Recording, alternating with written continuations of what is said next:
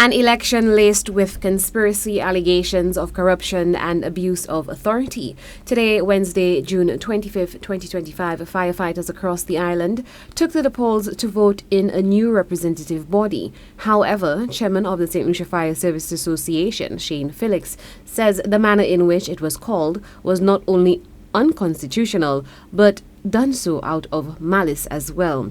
Felix called for the current chief fire officer to place his malicious intent aside and work for the betterment of the force and not its demise.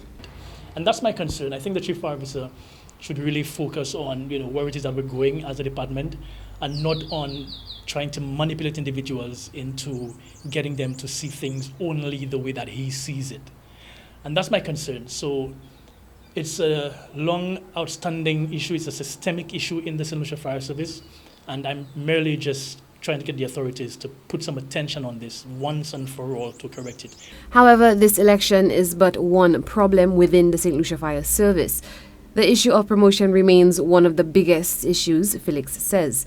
The process in itself needs to be reviewed, as there have been instances in the past where individuals were promoted based on over-exaggerated qualifications. The policy in itself, Felix says, needs to be revised. You must have a process where individuals can submit themselves to be considered for promotion. There's a vacancy, I apply, I say I have such and such qualification, I have this service, and so on, and an interview and that kind of thing. And that is what happens for the chief fire officer. When there's a vacancy for chief fire officer, he submits himself for the process. So that is the main concern amongst many others. And I think once that is fixed, we can then begin to look at the other issues in the department and how it is that we can begin to resolve issues that are affecting the human resource aspect. As it relates to the implementation of solutions to the varying issues plaguing the fire service, Felix stated as far back as 2016 under the Kenny Anthony administration, solutions were drawn up but never implemented due to the changes within the Slfsa executive body. But he remains hopeful that some of those recommendations are still relevant. And so we're asking, as a matter of fact, I've had discussions with the current Minister of the Public Service, and I have to give credence to her as well. She indicated that they would have reviewed the 2016 report and make determinations as to whether their recommendations in there are still viable.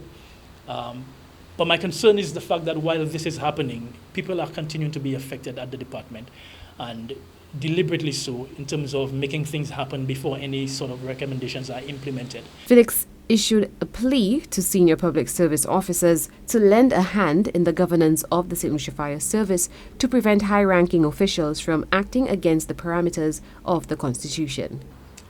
Just a number of issues. There was the issue of reclassification. There was the issue of the review of the Fire Service Act, which is ongoing now. But generally, it's just that the policies to be able to control how it is that senior management operates, those do not exist. And it gives these senior officers a free hand to do whatever they want. So that is my concern, and I'm really hoping again that the authorities see the need to intervene, and to intervene quickly to have those issues resolved and to put the fire service in a better place. For Choice News Now, I am Chelsea Austinay.